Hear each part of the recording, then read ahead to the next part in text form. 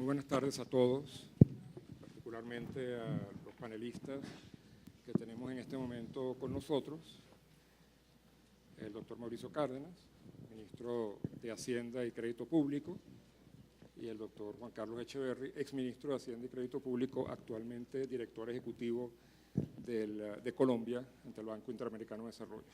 Muchísimo gusto de tenerlos con nosotros en este momento. América Latina tiene en los próximos 20 años la posibilidad de llevar a uno de sus países al grado de país desarrollado.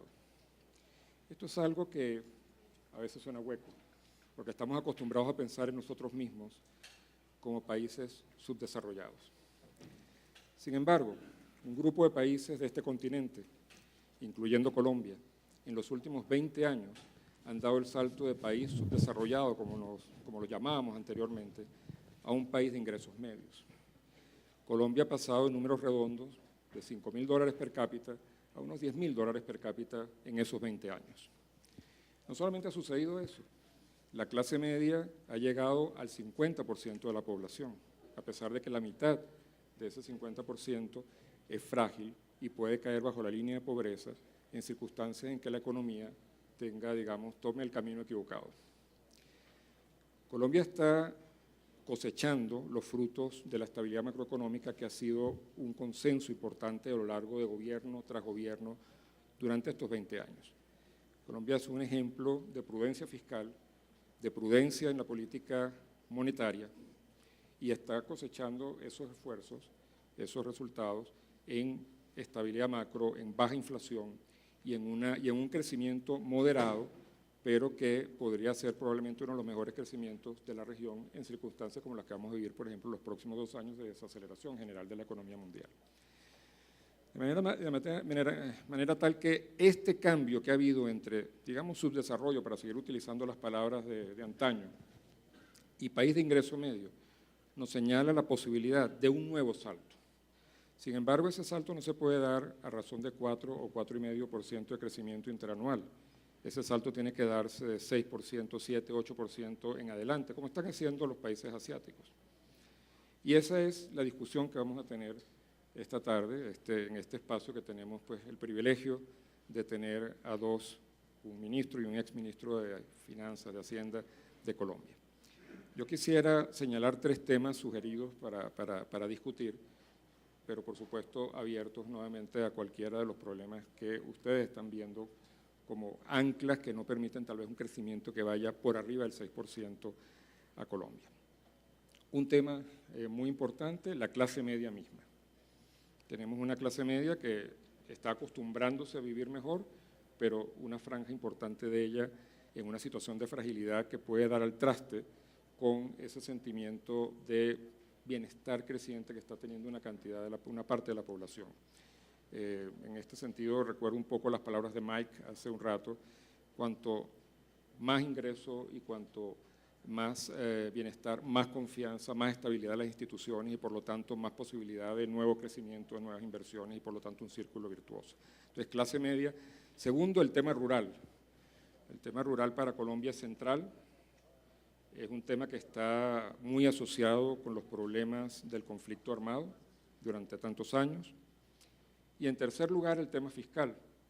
Colombia tiene, nuevamente, recuerdo, una de las políticas fiscales más adecuadas, más prudentes que se puede imaginar, con un déficit fiscal que se está cerrando.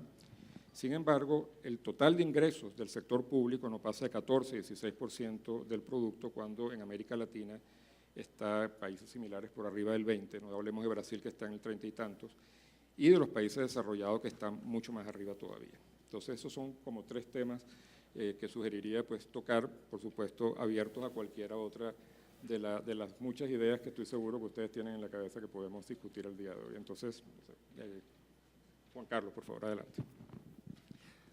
Gracias, Rafael. Muchas gracias por la invitación al foro. A ver, yo voy a ser un poco benevolente con lo que nos ha pasado. Cuando se hizo la estrategia de competitividad hace 20 años, y hoy nos preguntamos 20 años después por qué no fue más rápido, uno tiene que preguntarse qué más pasó en estos 20 años. Al tiempo que se hizo la estrategia de competitividad, se hizo una constitución que buscó como tenía que buscar cobertura del 100% en salud y en educación. El campo, por razones que no voy a entrar, perdió una buena competitividad y nos llegó el narcotráfico y nos llegó la guerra, y hubo que pagar la guerra. Y en esos últimos 20 años también hubo que pagar las pensiones que se han acumulado en los últimos 40 años previos y explotaron a finales de los 90, pues 6 u 8 años. Entonces, claro, ¿qué es lo que nos hemos pasado haciendo? No, pues mirando para el techo. No, resulta que nos hemos pasado haciendo, pagando las pensiones que saltaron de 0% del PIB, 0.1, 0.2, a 4.5% del PIB cada año hoy. Entonces, ¿dónde está la plata de las carreteras? En las pensiones. El gasto en salud y educación pasó de 2,5%, 3% del PIB a 6,5%, 7% del PIB sumado. Y además, no solo nosotros, sino toda América Latina, entró en ese mismo periodo en una agresivísima política de alivio a la pobreza. Familias en Acción, etcétera, por muchos otros programas. Entonces, la agenda social, salud, pensiones, alivio a la pobreza, el pago de los pasivos, pensiones, ¿no es cierto? Y el pago de la guerra, se nos han comido nuestras energías los últimos 20 años. Yo, obviamente, me solidarizo con la gran pregunta, ¿por qué no hemos sido más competitivos, como Corea, como China, como los chilenos? Bueno, ahí está la razón. Entonces, tenemos que reconocer la historia, y esa historia es una historia pesadísima. A nadie le ha tocado la guerrilla, y a nadie le ha tocado subir el gasto, el número de efectivos de 200.000 a 450.000 en los últimos 10 años en el ejército para poder ganar la guerra, ¿no es cierto? Nadie ha hecho ese esfuerzo fiscal, que es un esfuerzo fiscal que ha costado entre 1,5 y 2% del PIB. Si hubiéramos dedicado ese 1% del PIB de esos o de cualquier, a carreteras, pues tendríamos unas vías maravillosas. Bueno, por fortuna, mi Dios es grande y nos llega, digamos, hemos recogido, como decía Rafael, digamos, hemos hecho esto y eso es heroico y hay que reconocerlo, siendo un país fiscalmente muy responsable, ¿no es cierto? Porque esto habría dado para que nos hubiéramos desbandado unos déficits fiscales, ¿no? Y lo hubo, y hubo una crisis y la sufrimos. Mauricio estaba en el gobierno Pastrana, Luis Alberto Moreno también, quien les habla también, nos tocó enfrentar una crisis, Juan Manuel Santos también. Pero bueno, mi Dios es grande, decía yo, llega China y tenemos el choque de términos de intercambio y podemos pensar en el futuro con otra posibilidad. Ese futuro nos abre, dado que somos fiscalmente responsables, nos abre la posibilidad de volver a escoger, de decir, bueno, ya estamos pagando la salud, la educación, estamos atendiendo la pobreza, estamos pagando la guerra y tenemos un nivel que nos permite ver que podemos ganar la guerra y hacer la paz. ¿A qué podemos aspirar ahora? Y nos hemos vuelto aspiracionales. Podemos aspirar a que la clase media se consolide, a acabar la pobreza, a bajarla del 50% donde estaba hace 10 años, a bajarla al 30% hoy, al 20% en 10 años, a bajar la pobreza extrema, etcétera. ¿No es cierto? Podemos tener una aspiración hacia un país más equitativo y sobre todo pues, más competitivo, más, con mejor infraestructura, con mejores puertos, con más ciencia y tecnología, ya que la cobertura es al 100% en educación, con mejor calidad de educación, etcétera. Yo creo que todos en eso estamos de acuerdo, ¿no es cierto? Tú decías, bueno, pero en este momento se le plantea no solo a Colombia, sino a Turquía, a Brasil, a China, la trampa de ingreso medio, ¿no es cierto? Todo el mundo está buscando lo mismo. Este foro, si se hace en Turquía, probablemente las preguntas que se hacen son las mismas. Tienen que atraer talento, mejorar la productividad, atraer las mejores empresas, etcétera, etcétera. Los turcos y nosotros estamos peleando por el mismo talento. Entonces ahí es donde uno se pregunta cuáles son los puntos específicos en los cuales Colombia se deberá concentrar, dónde debe ser la política industrial. Esa reflexión la hicimos hace unos años, con ocasión de las elecciones, y ¿a qué llegamos? Hay unas tareas evidentes que en Colombia, si las hacemos, levantarían los cuellos de botella más drásticos. La de la infraestructura, la de la agricultura. Al día, oigan lo siguiente, al día se sientan 200.000 nuevas personas a la mesa al comedor mundial. Al año 80 millones de personas entran a comer. Entonces la agricultura, por supuesto, para Colombia es una inmensa posibilidad, ¿sí? La educación, por supuesto, y la innovación, pues minería y petróleo, y la llamamos las locomotoras, ¿de acuerdo? Las locomotoras no salieron de un ejercicio de introspección, salieron de identificar aquellos sectores donde claramente tenemos cuellos de botella y que si usted los levanta, podemos crecer alrededor del 10%, perdón, por 5 o 10 años. Entonces, yo creo que las tareas se han venido haciendo, las tareas sobre todo con los desafíos específicos de Colombia. Las comparaciones Colombia-Chile o Colombia-Turquía hay que cogerlas con una pizca de sal porque a los turcos no les tocó la guerra los últimos 20 años. En Turquía no se exportaba la cocaína que se exportaba en Colombia, ¿no es cierto? Entonces, que esas comparaciones tan, digamos, directas, hay que hacerlas a la luz de la historia. Entonces, yo me he caracterizado por ser el economista más optimista que hay en este país. De pronto ahorita Mauricio me gana, pero yo soy… ¿Por qué? Porque creo que si acertamos en escoger, en levantar esas restricciones, esos cuellos de botella, lo hacemos con una diligencia y una eficacia mayor de la que le estamos haciendo, ¿sí? El país sí puede pasar del 4 o 5% al que estamos creciendo al 5 o 6, un punto porcentual adicional. Obviamente, si fueran dos, maravilloso, pero digamos los cálculos nuestros daban que podíamos crecer al 6%.